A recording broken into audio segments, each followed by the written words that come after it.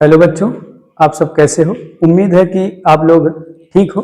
आज हम लोग जो है क्लास 10 गणित यूपी बोर्ड में संभावित क्वेश्चंस को सॉल्व करेंगे। ये हमारा क्वेश्चन है, ए और बी की मासिक आय का अनुपात 9:7 है और उनके मासिक व्यय का अनुपात 4:3 है। यदि उनमें से प्रत्येक 200 रुपए मासिक बचाता हो तो प्रत्येक की मासिक आय ज्ञात कीजिए। तो चलिए इसको सॉल्व करते हैं। यहां हम मानेंगे, माना ए की मासिक आय, ए की मासिक आय बराबर 9x तथा बी की मासिक आय बराबर 7x। इसी प्रकार जो है ए की मासिक व्यय बराबर 4y, बी की मासिक व्यय बराबर 3y है। प्रश्नानुसार देखिए, प्रश्नानुसार कह रहा कि यदि उनमें से प्रत्येक 200 रुपए मासिक बचाता है, यानी आय में से व्यय को हमें क्या करना, माइनस करना है, तो तभी 200 रुपए बचत होगा। यहां लिखते हैं आय माइनस व्यय बराबर बचत। अब ए के लिए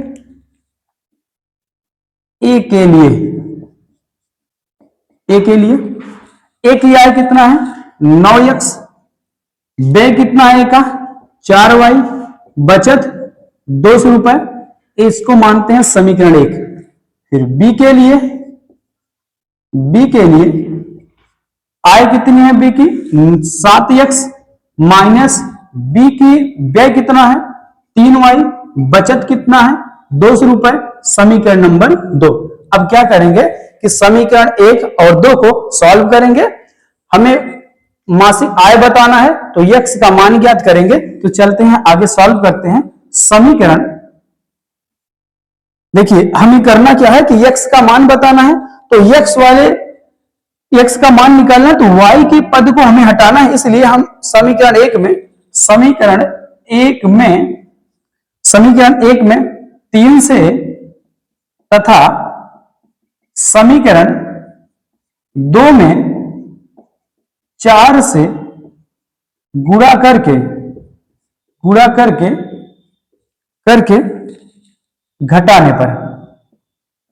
घटाने पर। तो चलिए समीकरण 1 में 3 से गुणा करते हैं। समीकरण 1 है, 3 से गुणा करेंगे 9 त्रिक 27x होगा। यहां 3 से गुणा करेंगे माइनस 4 के 12y बराबर, समीकरण 1 में 3 से गुणा करना है, बराबर जो है 2 तिहाई कितना होगा 600। अब समीकरण 2 में 4 से गुणा करेंगे, 7 चौक 28x माइनस 4 तिहाई 12y बराबर 4 गुना 800। ठीक है, अब हम क्या करेंगे, इसे घटाएंगे, तो घटाते समय चिन्ह बदल जाएगा, तो माइनस प्लस माइनस, ये देखिए कैंसिल हो गया। 27 में से 28 को घटाएंगे तो माइनस 1x आएगा, और बराबर 600 में से 800 निकालेंगे तो माइनस 200 आएगा। माइनस से माइनस कैंसिल हुआ, x बराबर कितना आ गया 200। ये x का मान है। हमसे क्या पूछा जा रहा है, प्रत्येक की मासिक आय। तो यहां निकालते हैं ए की मासिक आय बराबर, हमने कितना माना था 9x, तो 9 गुणे x का मान कितना है 200, तो यहां 200 रखते हैं, तो 9 दूना कितना हो जाएगा बराबर 1800 रुपए। ए की मासिक आय है। बी की मासिक आय बराबर कितना है, हमारे पास 7x है, तो 7 गुणे x का मान कितना हमने निकाला है 200, तो 7 दूना 1400। एक क्या है, बी की मासिक आय है। यही हमारा क्या है, आंसर है। एक क्वेश्चन हमारा सॉल्व होता है।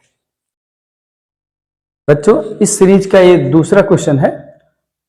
पिता की आयु अपने पुत्र की आयु की 3 गुनी है। 5 वर्ष बाद पिता की आयु का 2 गुना पुत्र की आयु के 5 गुने के बराबर हो जाएगा। पिता और पुत्र की वर्तमान आयु ज्ञात कीजिए। तो चलिए इस क्वेश्चन को हम सॉल्व करते हैं। तो यहां पर क्या करेंगे, पिता की आयु अपने पुत्र की आयु की 3 गुनी है। किसकी 3 गुनी है? पुत्र की आयु की 3 गुनी है। तो मान लेते हैं कि माना पुत्र की वर्तमान आयु, पुत्र की वर्तमान आयु बराबर x वर्ष, बराबर x वर्ष। पिता की आयु अपने पुत्र की आयु की 3 गुनी है। तो पिता की वर्तमान आयु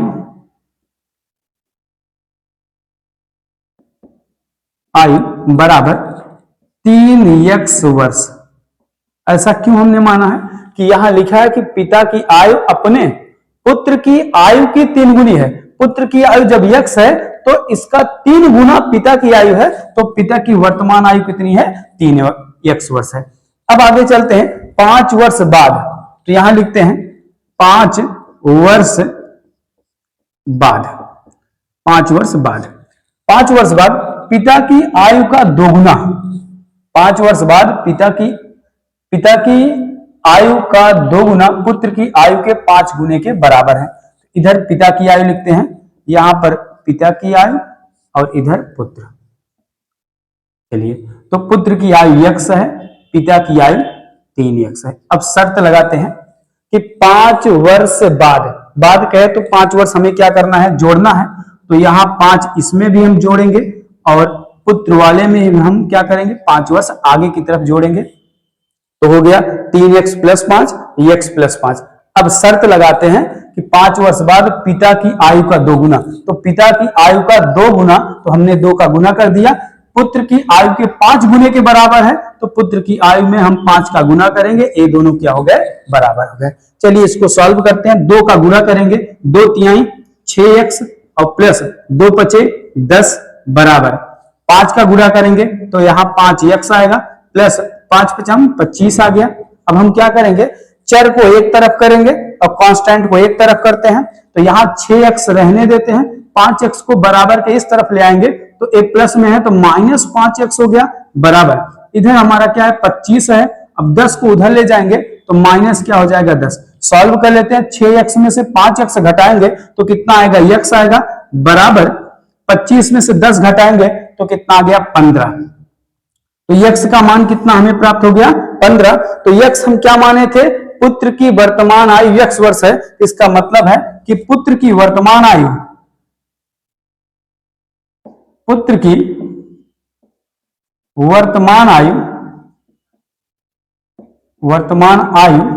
बराबर 15 वर्ष, 15 वर्ष। और यही लिखेंगे पिता की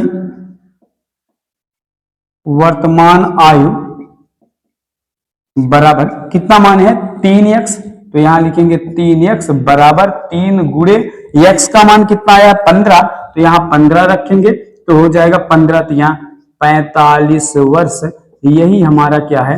ये आंसर हो जाएगा पिता और पुत्र की आयु का। ठीक है, तो इस प्रकार जो है क्वेश्चन हमारा कंप्लीट हो गया। ठीक है, देखिए बच्चों, ए हमने क्वेश्चन अभी लगाया, एक चर से क्वेश्चन सॉल्व किया गया था। हम इस क्वेश्चन को 2 चर से सॉल्व कर सकते हैं, x और y के रूप में। तो चलिए हम दूसरा मेथड आपको बताते हैं।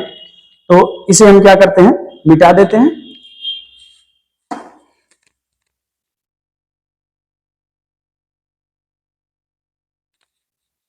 चलिए सेकंड मेथड है। यहां मान लेते हैं, माना पिता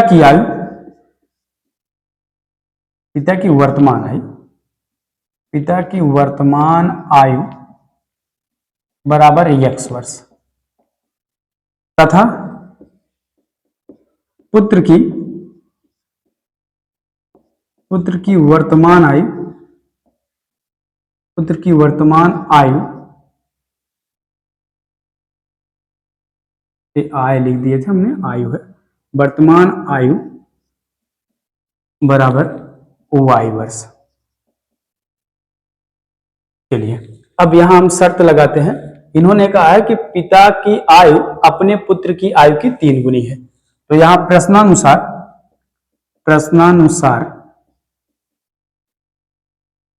क्या है, पिता की आयु अपने पुत्र की आयु की 3 गुनी है। एक तरफ हम लिखते हैं पिता और दूसरे तरफ पुत्र। पुत्र की आयु कितनी है y, पिता की आयु कितनी है x। कौन 3 गुना है, पिता की आयु पुत्र की आयु की 3 गुनी है, तो पिता 3 गुना है। इसका मतलब हम पुत्र में 3 का गुणा जब करेंगे तो पिता और पुत्र की आयु क्या हो जाएगी बराबर। तो यानी x बराबर 3y, इसको मानते हैं समीकरण नंबर 1। अब आगे चलते हैं 5 वर्ष बाद। तो यहां लिखते हैं 5 वर्ष बाद। एक तरफ पिता की आयु लिखेंगे और एक तरफ पुत्र की, ठीक है। तो पिता की आयु कितनी है x वर्ष है x, और पुत्र की आयु कितनी है y है, तो y। देखिए 5 वर्ष बाद तो हमें क्या करना है, यहां भी 5 जोड़ना है और पुत्र वाले में भी 5 जोड़ देना है। अब शर्त क्या कह रहा है क्वेश्चन कि 5 वर्ष बाद पिता की आयु का 2 गुना पुत्र की आयु के 5 गुने के बराबर है। पिता की आयु का 2 गुना, तो पिता की आयु में हम 2 का गुणा करेंगे और पुत्र की आयु का 5 गुना, तो पुत्र की आयु में हम 5 का गुणा करेंगे। अब दोनों की आयु क्या हो गई बराबर। तो यहां लिखते हैं बगल में। तो अब हम इसे क्या करते हैं, गुणा करते हैं। तो 2 का गुणा करेंगे x में, तो आ गया हमारा 2x, और फिर 2 का गुणा हम 5 में करेंगे तो प्लस 5 दूना 10 आ गया बराबर। यहां 5 का गुणा करेंगे y में तो 5y हो गया, और 5 का गुणा 5 में करेंगे तो प्लस 5 5 25 हो गया। अब चर को एक तरफ करते हैं तो 2x माइनस 5y बराबर 25 माइनस 10 हो गया। 2x माइनस 5y बराबर 15 में प्राप्त हो गया। ये समीकरण नंबर 2 है। अब हमें क्या करना है कि समीकरण 1 और समीकरण 2 को विलोपन विधि के माध्यम से या प्रतिस्थापन विधि के माध्यम से सॉल्व करके x और y का मान ज्ञात करेंगे। यही x और y का मान ही पिता और पुत्र की वर्तमान आयु है। तो चलिए हम समीकरण 1 और 2 को सॉल्व करते हैं। लिखेंगे समीकरण 1 से देखिए यहां x का मान उठा के रखेंगे समीकरण 2 में, तो तुरंत हमें y का मान प्राप्त हो जाएगा। समीकरण 1 से x का मान समीकरण 2 में रखने पर तो चलिए 2 में रखते हैं। 2 हमारा समीकरण है 2, x का मान कितना है 3y, तो जहां पे x है वहां पे 3y, तो 2 गुणे 3y माइनस 5y पहले से है बराबर आ गया आपका 15। 2 तिहाई 6y माइनस 5y बराबर आ गया आपका 15। तो 6y में से 5y निकालेंगे तो 1y, यानी y बराबर कितना आ गया 15। तो y का मान कितना हमें प्राप्त हो गया 15। तो y किसकी आयु है, पुत्र की वर्तमान आयु y है, तो y का मान 15। तो इसका मतलब है कि पुत्र की वर्तमान आयु हमें 15 वर्ष प्राप्त हुई है। तो चलिए y का मान समीकरण 1 में रख लेते हैं।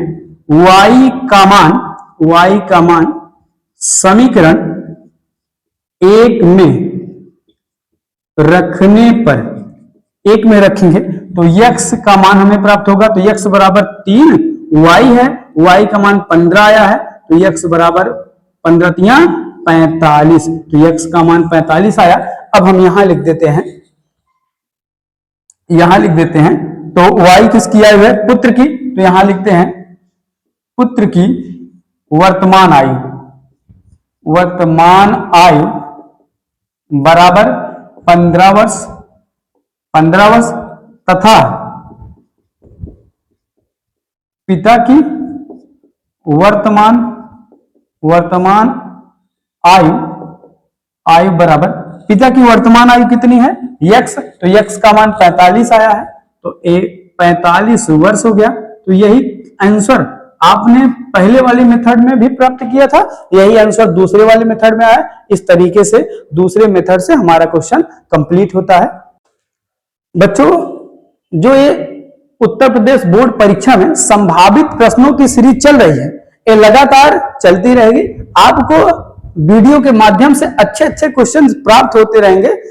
बस आपको एक काम करना है कि इस चैनल को अपने साथी से जरूर शेयर करना, जिससे इस क्वेश्चन का लाभ आपके कमजोर साथी उठा सके। तो आपसे अगली वीडियो में हम मिलते हैं। धन्यवाद।